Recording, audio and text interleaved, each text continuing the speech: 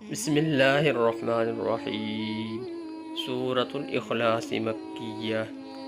قل هو اللہ احد اللہ الصمد لم یلد ولم یولد ولم یکن لہ کفوا احد۔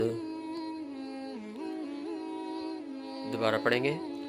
قل هو اللہ احد اللہ الصمد لم یلد ولم یولد ولم یکن لہ کفوا احد۔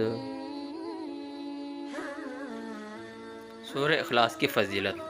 حضرت ابو الدرداء رضی اللہ عنہ کی روایت میں ہے کہ رسول اللہ صلی اللہ علیہ وسلم نے فرمایا، کیا تم اس سے عاجز ہو کہ ہر دن تہائی قرآن شریف پڑھ لیا کرو؟ لوگوں نے عرض کیا، اے اللہ کے رسول، ہم اس سے بہت عاجز اور بہت ضعیف ہیں۔ آپ صلی اللہ علیہ وسلم فرمایا کہ سنو، اللہ تعالیٰ نے قرآن کریم کے 3 حصے کیے ہیں۔ قل هو اللہ احد الی آخرہ تیسرا حصہ ہے۔ یہ حدیث مسلم اور نسائی میں ہے۔ مسند احمد کی ایک روایت میں ہے کہ رسول اللہ صلی اللہ علیہ وسلم فرماتے ہیں کہ جو شخص اس پوری صورت کو 10 مرتبہ پڑھ لے گا، اللہ تعالیٰ اس کے لیے جنت میں ایک محل تعمیر کرے گا۔ اس پر حضرت عمر رضی اللہ عنہ نے کہا، یا رسول اللہ، پھر تو ہم بہت سارے محل بنوا لیں گے۔ آپ صلی اللہ علیہ وسلم فرمایا کہ اللہ اس سے بھی زیادہ اور اس سے بھی اچھے محل دینے والا ہے۔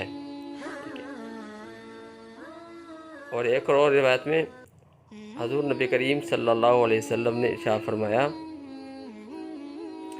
حضرت ابو سعید خدری رضی اللہ عنہ سے روایت ہے کہ نعمان بن قتادہ بن نعمان رضی اللہ عنہ وہ پوری رات قل هو اللہ احد پڑھتے رہے۔